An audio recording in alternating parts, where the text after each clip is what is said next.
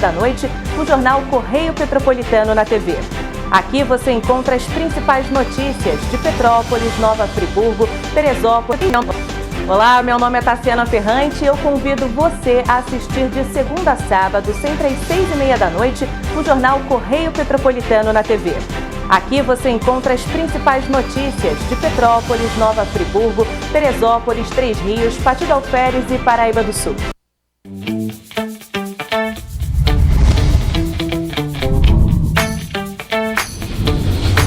TVC, a TV do Correio da Manhã. Direto dos estúdios da TV Correio da Manhã em Petrópolis, começa agora o Correio Petropolitano Debate desta quarta-feira, 8 de março. Hoje daremos destaque ao Plano Nacional de Defesa Civil. Vamos conversar com a professora Adriana Leiras, que também é coordenadora do Laboratório Randes. Ela vai falar sobre esse tema. E hoje é o Dia Internacional da Mulher. E na data vamos apontar os desafios do público ainda em 2023. O estado do Rio de Janeiro apontou o maior número de feminicídios em 2022 nos últimos 6 anos. As mulheres têm rendimento mensal de 21% menor do que o dos homens. Nesta quarta-feira, o governo federal vai oficializar um projeto de lei para promover a igualdade salarial. A Secretaria de Trabalho e Renda divulga mais de 3.000 oportunidades nesta semana. Em alguns municípios, o salário chega a R$ 6.500. Ainda na pauta da mulher, o Senado aprovou o projeto de lei 781 de 2020, que prevê a criação de delegacias de atendimento à mulher. O diálogo com o objetivo de analisar os direitos femininos e a segurança de todos os brasileiros. Eu sou Richard Stolzenburg e esse é o Correio Petropolitano Debate.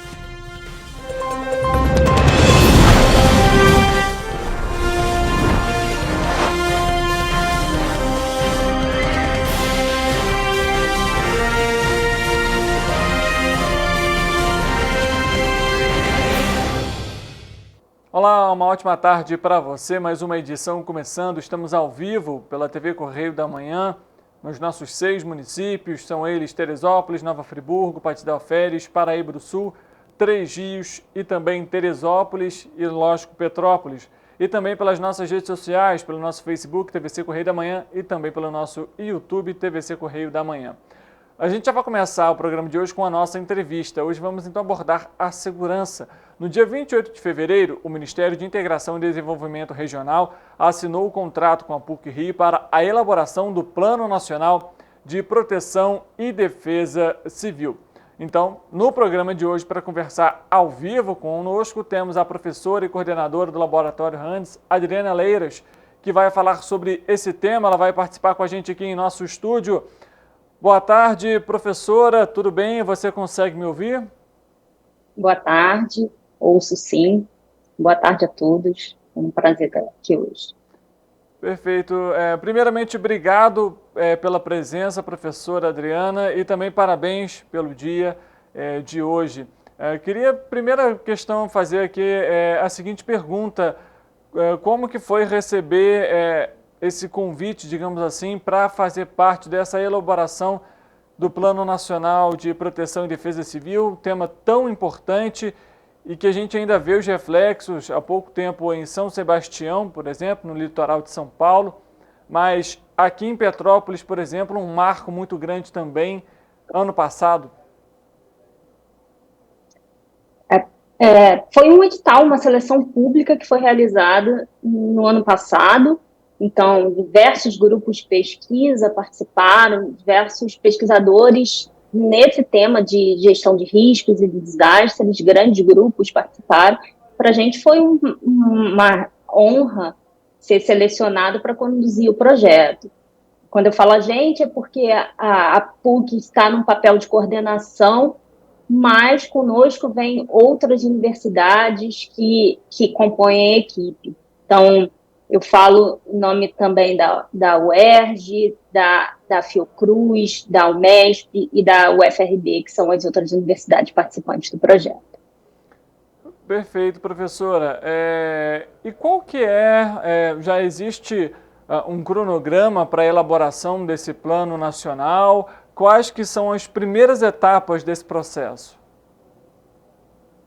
Nós acabamos de assinar o contrato, estamos começando o projeto. O projeto tem um cronograma definido já em edital, então a gente tem 1 ano para a elaboração do plano, que vai orientar, propor diretrizes, estratégias e metas para orientar o Sistema Nacional de Proteção e Defesa Civil.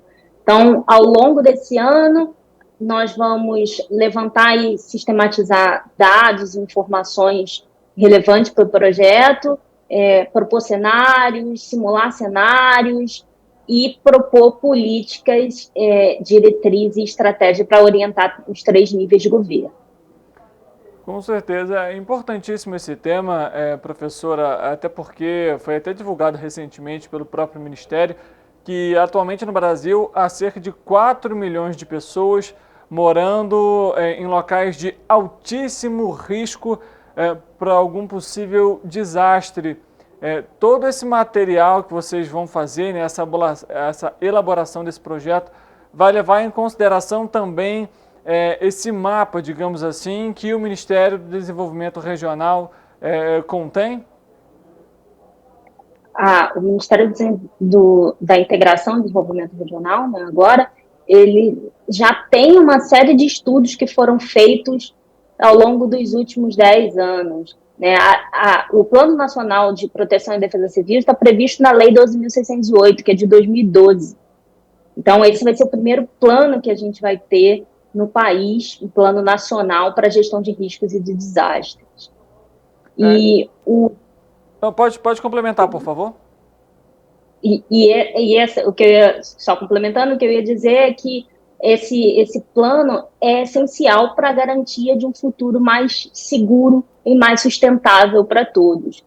Como você bem colocou, tem diversas pessoas vivendo em áreas de risco e que precisam de políticas de prevenção, né, que estão ligadas a uma habitação segura, a desocupação dessas áreas de risco, mais ligado a políticas de habitação. Então, tem integração de diversos atores, diversos ministérios que precisam fazer parte do plano. Com certeza, até porque quando a gente fala sobre esses locais de risco, são vários pontos e com características diferentes, né, professora? A gente, por exemplo, vê em Petrópolis, região serrana, né, um relevo, né, que tem tradicionalmente a vegetação, né, nos picos dos morros, né, assim dizemos, e justamente o impacto da chuva faz com que esse morro deslize, mas a gente vê, por exemplo, em São Sebastião, que é uma região litorânea, então, independentemente da região, podem acontecer esses riscos e a importância, então, desse plano, justamente dessa orientação para a população e desse trabalho integrado se faz fundamental para minimizar as vítimas, né? Claro. Não só na etapa de prevenção, que é não deixar que as pessoas ocupem ou retirar essas pessoas que estão em áreas de risco, mas também de preparação, que é você ter sistemas de alerta e alarme, e com isso toda uma logística envolvida, que é não só a família, as pessoas receberem um alerta, mas saberem o que fazer ao receberem esses alertas, né? Para onde eles vão, quais são os pontos de apoio, quais são as rotas para chegar nesses pontos de apoio, tudo isso precisa ser estabelecido e considerando as lições aprendidas, né, nos últimos anos. A gente vê todos os anos desastres recorrentes no país e a gente precisa aprender a lidar com esses efeitos das mudanças climáticas, mas de forma organizada e de forma preventiva para minimizar perdas de vida. Ou seja, é importante também a conscientização, principalmente dos moradores dessas regiões que vivem em locais de risco, para minimizar as vítimas, porque não basta apenas esse trabalho de prevenção, né, não apenas, por exemplo, a instalação das sirenes para o aviso, né, dos riscos, mas é importante que a população tenha uma tomada de atitude e que em alguns casos deve ser imediata e que vai fazer a diferença para que aquela pessoa possa ou não perder a vida, né? Exatamente. Qualquer plano de defesa civil precisa contemplar a comunidade, precisa ouvir a comunidade, preparar a comunidade para situações de evacuação e de que as pessoas saibam o que fazer em caso de eventos extremos. Bom, professor, eu queria que você falasse para a gente também, a gente tem acompanhado todo esse cenário de questão de tragédia justamente por conta do ocorrido aqui na cidade de Petrópolis, e a gente vê que é um problema já antigo e que de alguma forma tem também um contexto histórico envolvido, com a favelização das cidades, com a falta de planejamento urbano das cidades, um crescimento grande e aí, consequentemente, não comportando toda a população, digamos assim. E a gente vê que, como você até comentou, é algo que já estava em lei desde 2012 e que apenas 11 anos depois está sendo criado esse Plano Nacional de Proteção e Defesa Civil. Você acredita que esse plano já deveria ter sido realizado? E pergunto também, aproveitando o gancho, é importante que ele também seja atualizado? Eu disse a partir da Lei 12.608, mas foram tomadas diversas iniciativas. Então, o Sistema Nacional de Proteção e Defesa Civil já está mais estruturado, tem sistemas de informação, foram feitos diversos projetos para a melhoria do Sistema Nacional. Se ainda precisa melhorar, claro que precisa, principalmente em termos de investimentos para a prevenção. Hoje, os investimentos em prevenção são baixos e a gente prefere gastar com resposta e recuperação ao invés de prevenir, né? Muitas vezes é esse o cenário. Então, a gente precisa gastar mais tempo e mudar o foco para a prevenção, para a mitigação, para a antecipação num cenário de desastres. Então, sim, eu acho que o plano ele demorou a chegar, mas como consequência de diversos outros passos que precisavam ser feitos antes. E é claro que uma vez que o plano esteja pronto, ele vai ter uma periodicidade de atualização que ainda precisa ser definida junto com a Secretaria Nacional de Defesa Civil. Perfeitamente. Eu pergunto justamente sobre isso, porque a gente acompanha, né? Justamente como até a gente estava comentando, os efeitos climáticos têm se mostrado aí cada vez mais frequentes e cada vez mais intensos, e então eu justamente pergunto se haveria essa necessidade de atualização por conta principalmente desse ponto. E aí, como você até comentou, né, professora, volta na questão da integração, né? Não é apenas um trabalho de criar um Plano Nacional de Proteção e Defesa Civil, mas envolve o meio ambiente, envolve moradia, envolve assistência social, ou seja, é um trabalho complexo, extenso e que envolve não só o Ministério de Integração e Desenvolvimento Regional, mas vários outros ministérios, porque é uma camada extensa que engloba muitas coisas. Sim, sim. São diversos atores estratégicos que precisam ser consultados. A gente tem no projeto, a gente inclui no projeto uma metodologia de um processo participativo para ouvir a população, para ouvir diversos atores estratégicos, ouvir a comunidade acadêmica, ouvir outros ministérios na hora de preparar esse plano. Então, é uma oportunidade única estar nesse papel central no debate que envolve academia, poder público e sociedade, e que vai propor diretrizes que são importantes para o nosso futuro, né, para o futuro do país.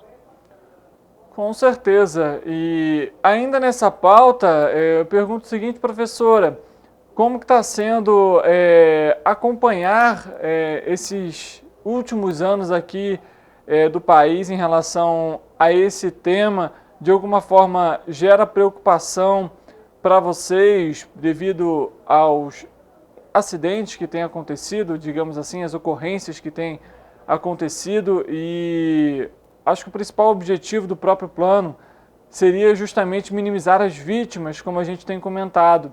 Mas acho que o papel mais difícil nesse ponto, e aí peço até a sua opinião também, ainda parece ser a conscientização da população, até mesmo porque é muito difícil falar que aquela pessoa mora numa localidade de alto risco e que ela precisa sair de casa. E em alguns casos acontece da pessoa comentar que eu moro aqui há 40, 50 anos, nunca aconteceu nada. Acho que esse é o ponto também, um dos pontos mais delicados durante esse processo, né? Sim, é bastante delicado, não é fácil solicitar que pessoas saiam das suas casas, onde, como você mencionou, podem estar ali há muitos anos. Por outro lado, ninguém mora em área de risco porque quer. Existe todo um conceito de justiça climática, de quem é afetado, de quem é mais afetado em caso de desastres. E esses grupos vulneráveis precisam ser olhados com cuidado, com atenção. E se há algum problema na comunicação, na conscientização, então é trazer essa responsabilidade para os gestores públicos em comunicar melhor. Existe toda uma metodologia, diversos estudos sobre comunicação de riscos. E as pessoas precisam entender o que é essa comunicação de risco. No caso de São Paulo, por exemplo, foi emitido alerta, eles sabiam que ia chover muito, mas o que é chover muito? Para onde eu vou em caso de um alerta chegar? Né? O que eu faço? É à noite, eu saio de casa com a minha família ou o que é mais seguro? Ficar em casa ou sair?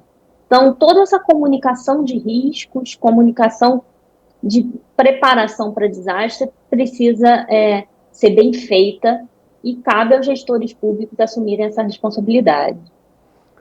Perfeito. É algo realmente muito delicado em alguns casos. A gente até, por exemplo, aqui em Petrópolis, muitas famílias, né, em locais que aconteceram as tragédias, tiveram esse receio para sair de casa, eu não saio de casa, ou em alguns casos a pessoa estava no momento de sair de casa e aí aconteceu alguma tragédia.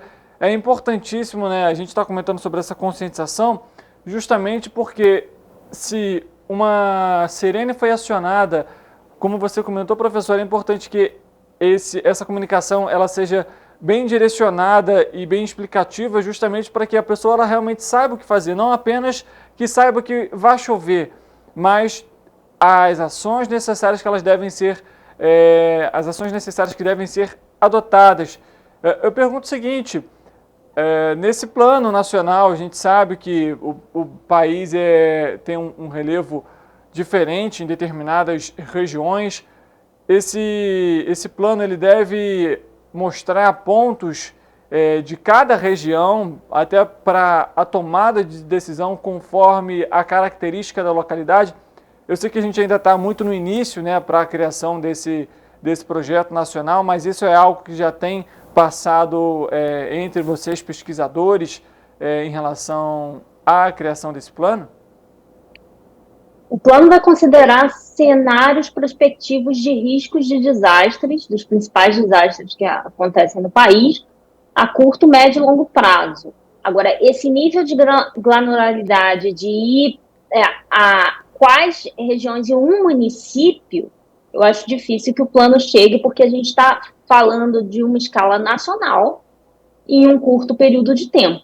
Sim. Então, nós vamos olhar para cenários prospectivos de desastre em território nacional e é claro que o mapeamento de áreas de risco nos municípios vai ter que ficar a cargo dos próprios municípios. Perfeito.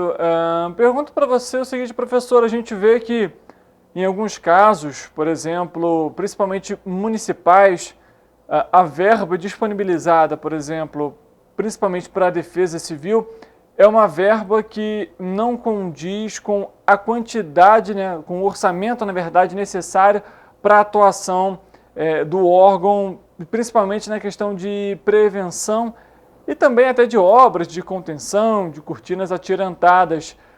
Pergunto, qual que é a importância, então, não só do governo federal criar esse plano, mas que o governo estadual, o municipal e o federal estejam integrados nessa pauta especificamente, né, de prevenção a desastres, justamente por conta da falta de recursos dos municípios em relação à prevenção?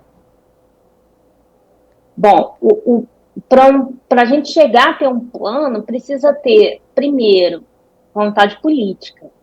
E isso foi mostrado com a assinatura do acordo. Então, já existe essa vontade política de que as iniciativas de gestão de riscos e de desastres ganhem mais espaço e mais protagonismo no Brasil. Agora, a gente também precisa de verba. E a partir do plano, dá para se orientar necessidades de investimentos em diferentes áreas de atuação da Defesa Civil, que são 5, né? A prevenção, mitigação, preparação, resposta e recuperação. E, nesse sentido, estar alinhado com os estados e municípios é importante para se definir também as estruturas administrativas para a liberação dessas verbas e a melhor forma, de procedimentos operacionais para a melhor forma de utilização desse recurso no investimento em, por exemplo, obras de infraestrutura. Perfeito, professora. Até porque a gente tem acompanhado, né, outros locais também que foram atingidos nesse ano, como, por exemplo, o Engenho Pequeno no Rio de Janeiro, em que também ocorreram vítimas. Em alguns casos, essa verba é liberada após a tragédia, né? Então, é aquele trabalho paliativo, né, e não preventivo. E é justamente o que você comentou, da gente virar essa chave, né, virar essa pauta, de ser um trabalho, um investimento preventivo para se evitar novos desastres. Professora, eu pergunto, há alguma informação talvez importante que a gente não tenha comentado sobre esse plano e a elaboração dele?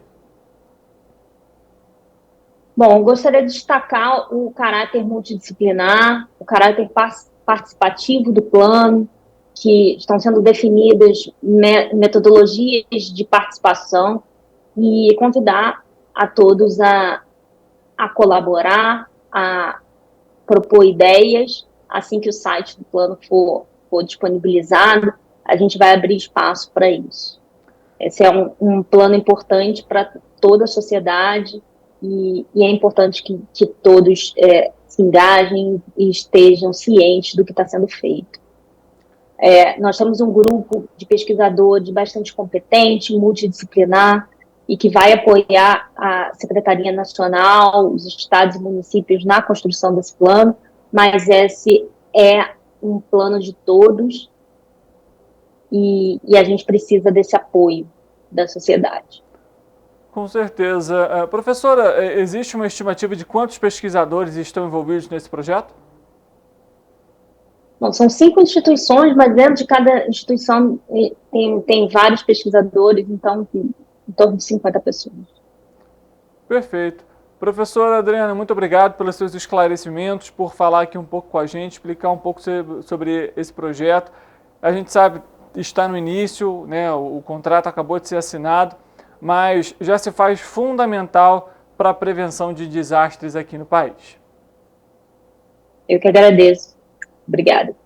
Muito obrigado mais uma vez. Para você que está nos acompanhando, a gente acabou de fazer a nossa entrevista para falar então sobre a elaboração do Plano Nacional de Proteção e Defesa Civil.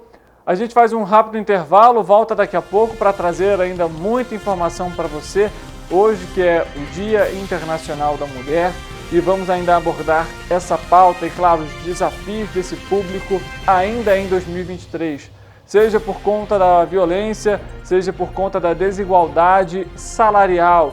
Tudo isso daqui a pouco, após o intervalo, e a gente volta já.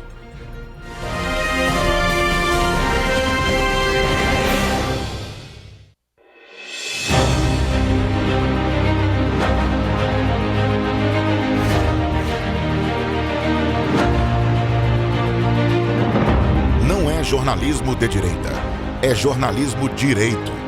Correio Petropolitano. Tudo que seu jornal não deveria ter deixado de ser. Todos os dias, em uma banca perto de você.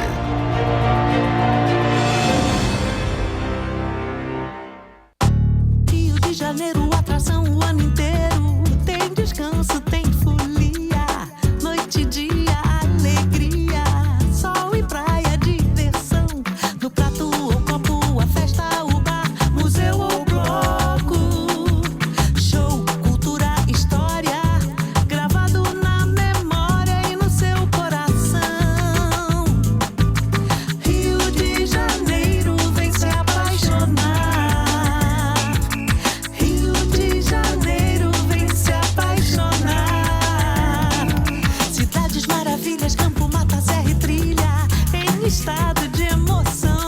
Rio de Janeiro que você já ama e o Rio que ainda vai conquistar você. Apaixone-se pelo Rio. Rio de Janeiro, vem se apaixonar. Rio de Janeiro, vem se apaixonar. Governo do Estado do Rio de Janeiro. Para ter mais qualidade de vida, conte com a maior rede de academias de Petrópolis. Aqui na Corper, com uma mensalidade, você utiliza todas as unidades: Centro, Bingen, Itamaraty e Itaipava. Com planos a partir de R$ 84,00, a academia oferece ambientes modernos para você cuidar da sua saúde com segurança. Os espaços contam com dezenas de aparelhos de musculação, diversos equipamentos para aeróbico e funcional.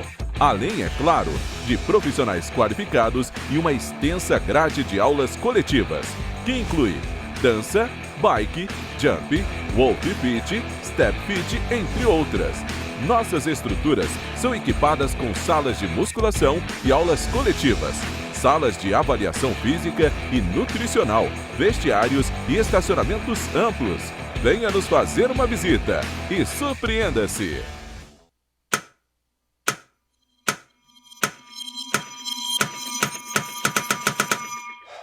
Cara, o que a gente tá fazendo, hein? Vamos falar um segundo sobre a gente?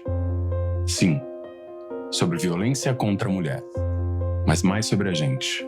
Pensa nas mulheres que você conhece, nas mulheres próximas de você.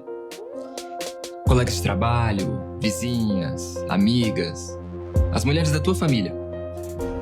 Agora imagina que a cada 8 minutos, uma delas é estuprada. Duro de engolir, né? Mas é o que está acontecendo no Brasil.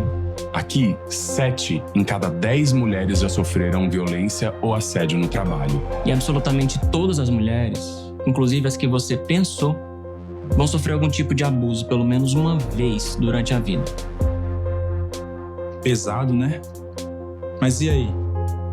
O que a gente tá fazendo? Vamos falar sobre a gente. Sobre o jeito que a gente trata as mulheres. Passa a vara, senta a rola, pega de jeito. Comer, meter, fuder. Aê, garanhão. Pegador, comedor. Ensinam pra gente que a mulher é uma coisa a ser conquistada, um prêmio, e que você não deve aceitar um não como resposta. Ela não te dá bola, é porque tá se fazendo de difícil. É só pagar um drink que ela tá na tua, irmão. Manda ver. Ela tá pedindo. Só um beijo. Um beijinho, pô. não tem mulher que não dá, só tem homem que não sabe pegar. Vai lá, pega ela, mostra que é macho. É assustador quando a gente ouve isso fora de contexto, né? Agora imagina o quanto é assustador para elas. Quantas vezes você já ouviu alguém falar assim? Seja na escola, seja no trabalho, seja na balada, até na sua própria casa. Tá errado. Então, vamos falar sobre a gente? Porque a gente pode mudar essa realidade. Não tem que ser desse jeito. A violência contra a mulher não é um problema da mulher. É um problema nosso. É problema meu. É problema meu. É um problema meu. Meu. Meu. Meu. Meu. Meu. Meu. Meu. Meu. Meu. Meu. É um problema meu. A responsabilidade é nossa.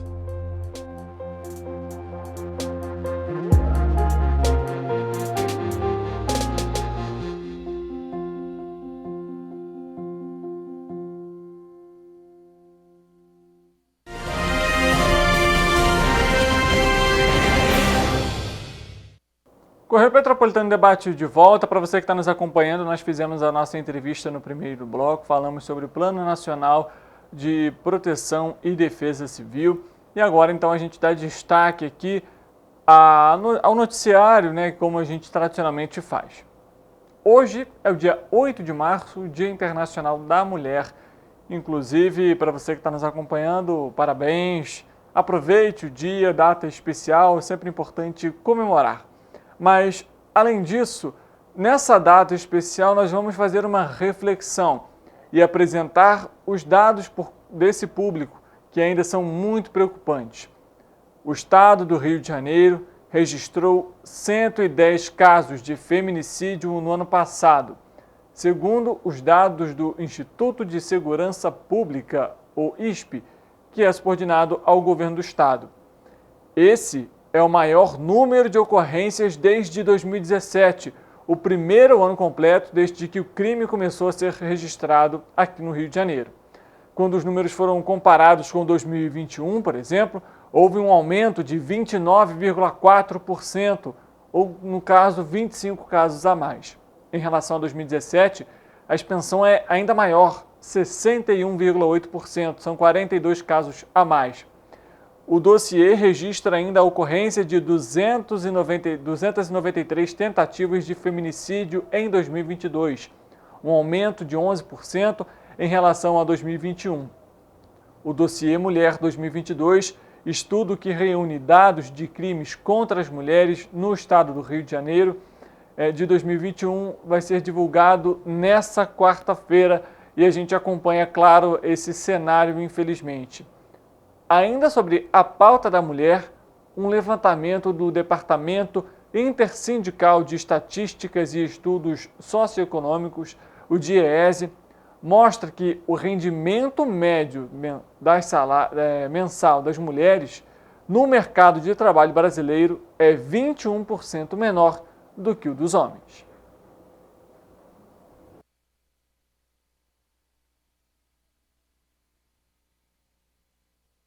Os dados divulgados nesta segunda-feira têm como base a Pesquisa Nacional por Amostra de Domicílio Contínua, realizada pelo IBGE no terceiro trimestre de 2022. Mesmo nos setores de atividades em que as mulheres são maioria, em média, elas recebem menos. Nos serviços domésticos, as trabalhadoras ocupam cerca de 91% das vagas e o salário é 20% mais baixo que o dos homens. Em educação, saúde e serviços sociais, mulheres representam 75% do total e têm rendimentos médios 32% abaixo dos recebidos pelos homens. No setor de serviços domésticos, as mulheres com menos de 1 ano de estudos recebem R$ 819 em média. Com o ensino fundamental incompleto, R$ 972. Com o ensino fundamental completo, R$ 1.092. Com o ensino médio incompleto, R$ 926. Com o ensino médio completo, R$ 1.087. Já as que têm superior incompleto chegam a R$ 1.120 de salário e com superior completo, R$ 1.257. Neste mesmo setor, os homens com menos de 1 ano de estudos recebem R$ 1.061. Com o ensino fundamental incompleto, R$ 1.226. Com o ensino fundamental completo, R$ 1.386. Com médio incompleto, R$ 986. Com médio completo, R$ 1.470. Com superior incompleto, R$ 1.156. E com superior completo, R$ 1.771. Nas áreas de educação, saúde e serviços sociais, as mulheres com menos de 1 ano de estudos recebem R$ 1.565. Com ensino fundamental incompleto, R$ 1.333, com fundamental completo, R$ 1.358, com médio incompleto, R$ 1.261, com médio completo, R$ 1.718, com superior incompleto, R$ 1.840 e com superior completo, R$ 4.063.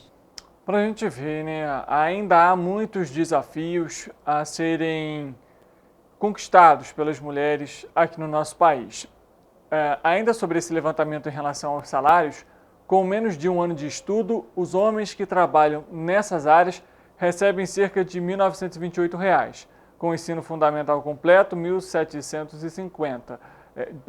Incompleto, R$ 1.750 e com fundamental completo, cerca de R$ 1.551. Já com o ensino médio incompleto, em média, R$ 1.554 e com o ensino médio completo, R$ 2.186.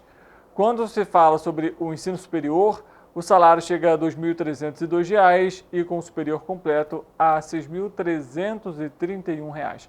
A gente vê ainda uma diferença muito grande em relação ao salário.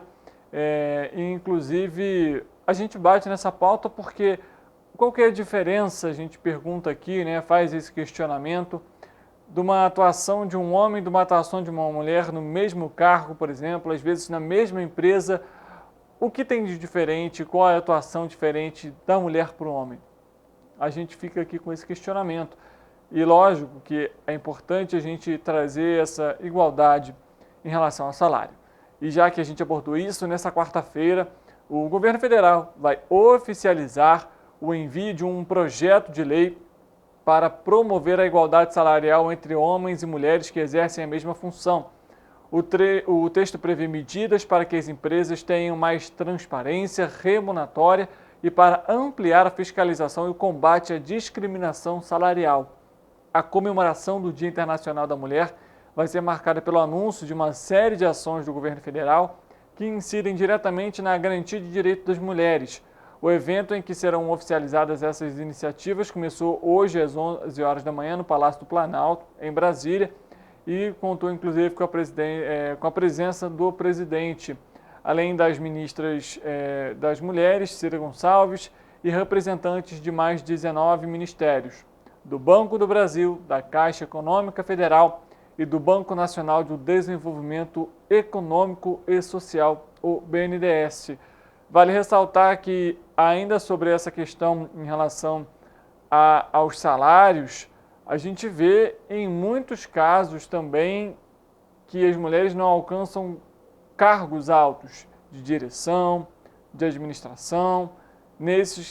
Na maioria deles, são ocupados por homens e é um outro ponto também a ser debatido.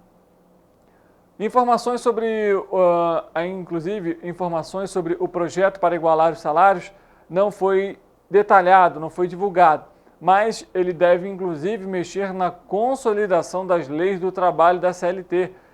A reforma trabalhista aprovada em 2018 chegou a inserir um dispositivo que estabelece multa para empresas que pagarem salários diferentes para homens e mulheres que exerçam a mesma função, mas a punição é considerada pequena, o que inclusive ainda acaba estimulando essa desigualdade. Mas já que a gente abordou aqui a questão em relação a salário e emprego, vamos falar sobre oportunidade, porque a Secretaria de Trabalho e Renda divulgou mais de 3.000 vagas para esta semana. A Secretaria de Estado de Trabalho e Renda inicia a semana com a oferta de 3.152 vagas de emprego para a população fluminense. As oportunidades foram captadas em todo o estado do Rio pelo Cine, Sistema Nacional de Emprego, e pelo aplicativo Mais Trabalho RJ. A grande maioria está concentrada nos setores de alimentação, bares e restaurantes, serviços administrativos, vendas, comércio, serviços gerais e construção civil. O Mais Trabalho RJ está oferecendo 2.299 vagas em diferentes municípios do estado do Rio. Somente na capital são 1.334 oportunidades. Em Volta Redonda, 164, Barra Mansa, 54 e Niterói, 48. Dentre essas vagas, existem 319 com trabalho itinerante e 191 em home office. A ferramenta digital disponibiliza também aos fluminenses 30 cursos gratuitos de capacitação de fácil acesso e com diferentes cargas horárias para aqueles que desejam melhorar seu currículo e as chances de conseguir um emprego. Esses cursos já somam 3.920 inscritos até agora. Já pelo Cine, são 853 oportunidades para as regiões Metropolitana, Norte, Médio Paraíba e Serrana do estado do Rio. Na Metropolitana, há 663 chances, entre as quais 356 são destinadas exclusivamente a pessoas com deficiência. As 132 oportunidades na região serrana são todas para Teresópolis, com destaque de 12 para atendente de loja e 4 para costureira, ambas com exigência de ensino médio completo. Tá, então para você, não deixe de fazer o seu cadastro, de atualizar o seu currículo para não perder nenhuma oportunidade. A gente lembra que as vagas podem ser conferidas no site www.trabalho.rj.gov.br e também pelo link você consegue acompanhar as sedes para você fazer a atualização do seu cadastro. Inclusive, outra importante informação é que essas vagas são atualizadas semanalmente. Então, se por um acaso nessa semana não teve alguma vaga no setor em que você atua, verifique, acompanhe, pois na semana que vem podem surgir novas oportunidades. E como a gente comentou, são oportunidades em diversas regiões do estado, inclusive algumas delas, por exemplo, dessa semana, são home office, ou seja, você pode, às vezes, trabalhar em um município, residir em outro município. A tecnologia, nesse ponto, também auxilia para aqueles que estão aí na busca por um emprego. Então, por isso, a gente sempre deixa esse recado. Não deixe de atualizar o currículo e, lógico, mantenha, se atualize também, procure novas formações, procure se capacitar para conseguir aí sair na frente em uma disputa no mercado de trabalho. Inclusive, de acordo com o Observatório do Trabalho da Secretaria de Trabalho e Renda, O setor de serviços é o responsável por 93,4% das 853 oportunidades que foram oferecidas pelo Cine, e é seguida pela construção civil com 4,2%. Quanto à escolaridade, 38,5% das oportunidades exigem um ensino médio completo. Em relação aos salários oferecidos, 48,2% das vagas oferecem um salário mínimo de R$ 1.302 e 37% até 2 salários mínimos. A Secretaria de Trabalho e Renda lembra que a compatibilização das vagas com os candidatos é feita mediante, ou seja, por meio dos sistemas e dos currículos cadastrados. Por isso que a gente fala para você manter o seu currículo em dia e também atualizado. É importantíssimo você não deixar de atualizar. E essa análise é feita pelos respectivos sistemas, o Cine, o Sistema Nacional de Emprego, e também o aplicativo Mais Trabalho RJ. Inclusive, é gratuito, você pode fazer o download no seu celular, no seu smartphone, tanto para Android quanto para iOS. Não deixe de cadastrar o seu currículo em ambas as plataformas, já que as duas aí fazem a captação de vagas para distribuição aí para os candidatos, viu? A gente vai falar sobre o COSUD mais uma vez, o 7º encontro do Conselho de Integração entre os Estados, que foi realizado nessa semana no Rio de Janeiro, na última semana, na verdade. O evento se encerrou no sábado, dia 4, foi realizado na sede da Fundação Getúlio Vargas. E a gente fala agora, então, a respeito sobre a fala do governador Cláudio Castro, porque a carta que foi divulgada, foi inclusive lida ao fim do evento, foi entregue na última terça-feira para o ministro da Fazenda, Fernando Haddad. Nessa carta contém as questões em relação, inclusive, ao saneamento e também em relação à reforma tributária, e aponta outras questões econômicas também, justamente porque o Rio de Janeiro passa aí por uma recuperação fiscal, e a gente acompanha então o que o governador Cláudio Castro falou durante uma coletiva de imprensa após a entrega dessa carta ao ministro Fernando Haddad. A proposta que eu fiz no Fórum dos Governadores, que eu falei de novo com o ministro Haddad, é que a gente tem uma alíquota mínima um pouco maior do que para que ela possa ser padrão no Brasil inteiro, algo 22, 23, que é uma alíquota que já recolhia muito das perdas, e nós não chegaríamos àquele valor absurdo que estava antes, que nem o Rio de Janeiro, ainda que pudesse voltar àquele valor, não voltaria, porque o valor é realmente alto demais. E aí achar realmente a conta que feche isso tudo.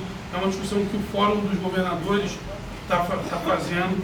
Eu acho que uma solução comum está muito perto de chegar, mas talvez uma alíquota de rei um pouquinho maior já resolva o problema dos estados. A gente tem uma média boa, aí tem que conversar, cada um quer um pouquinho mais, outro quer um pouquinho menos, negociar uma negociação de 27 estados, e aí não é o que eu quero, o que o outro quer, é o que a gente acha de consenso. Bom, tá aí para você então, acompanhando um pouco dessa fala em relação ao governador Cláudio Castro. Inclusive nessa reunião, ela contou com a presença de secretários de Estado de Fazenda, por exemplo, Leonardo Lobo, da Casa Civil, Nicola Miccioni, e também da chefia do gabinete do governador Rodrigo Abel. Ele fez então essa explanação sobre o impacto da redução do ICMS na receita do Estado, e destacou também a importância da reformulação do regime tributário, tendo em vista que o Plano de Recuperação Fiscal do Rio de Janeiro, aprovado em junho de 2022, foi elaborado diante de outro cenário, quando ainda não tinha essa questão do ICMS. Enfim, foi inclusive alguma das pautas aí que foram abordadas.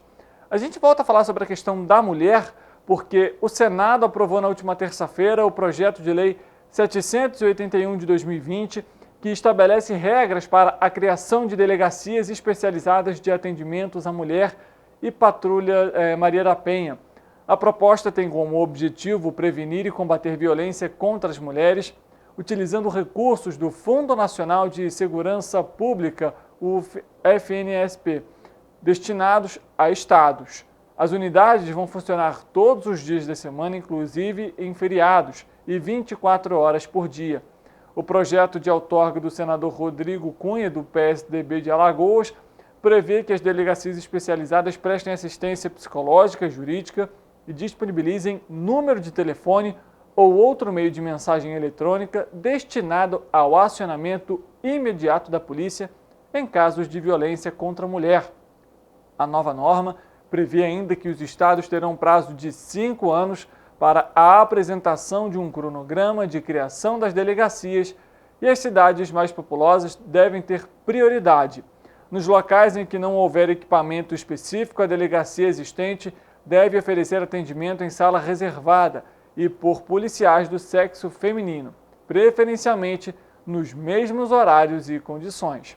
Além disso, o projeto aprovado institui patrulhas Maria da Penha nas polícias militares, que serão criadas com o objetivo de fiscalizar o cumprimento das medidas protetivas por meio de rondas e visitas.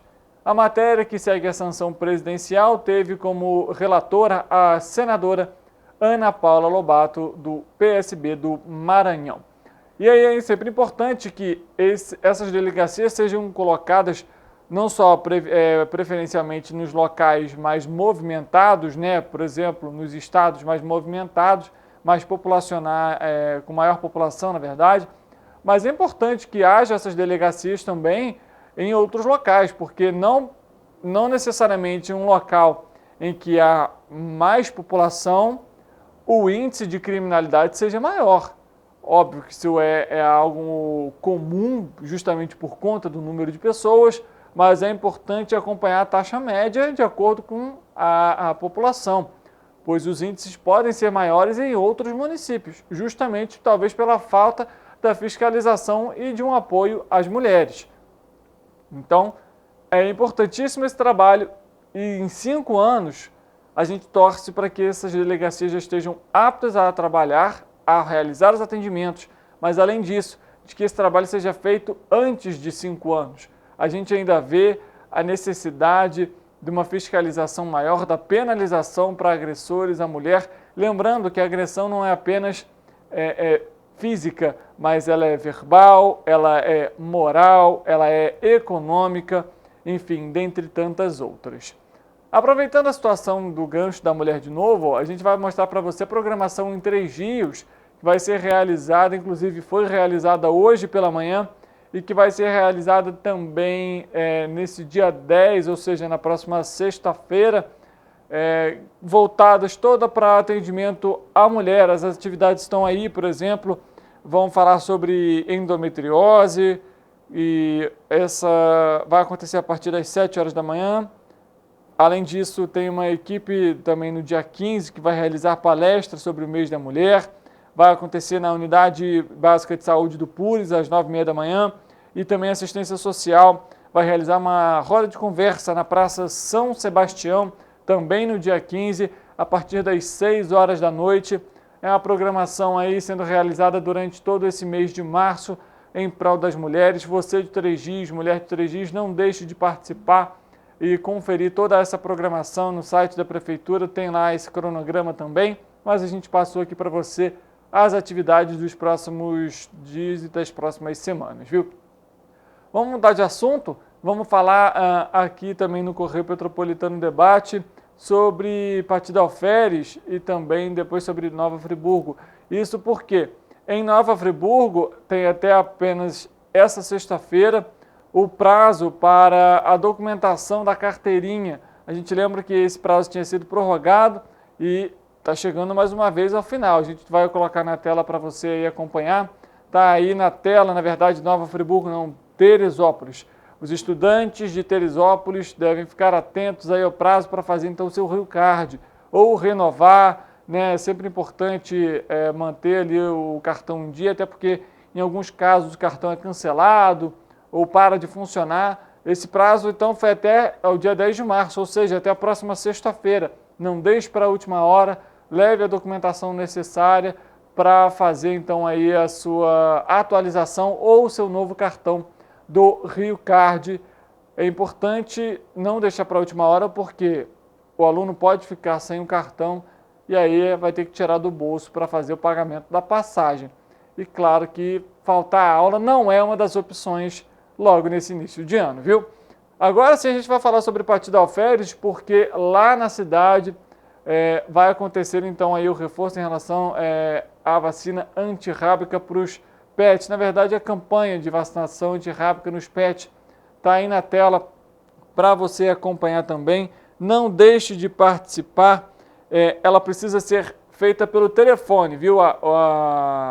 O agendamento precisa ser feito pelo telefone, vai acontecer a partir de amanhã, quinta-feira, dia 9, e segue até o dia 16.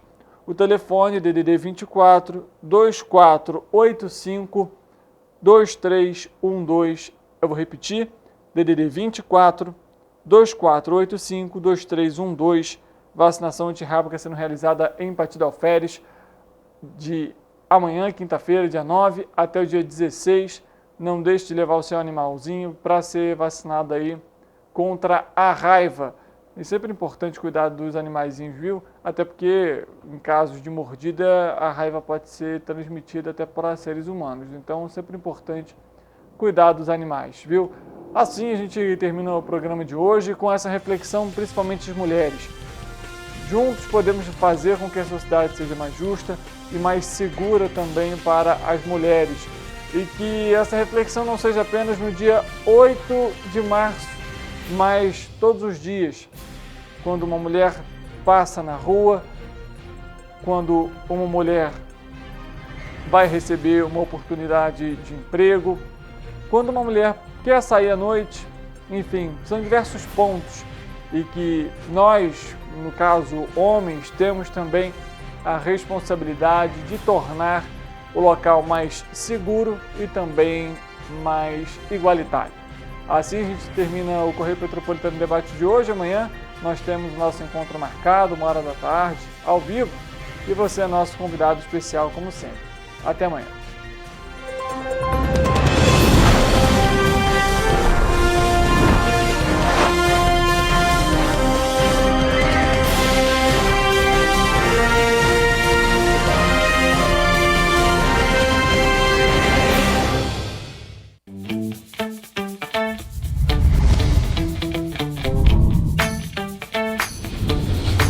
TVC, a TV do Correio da Manhã.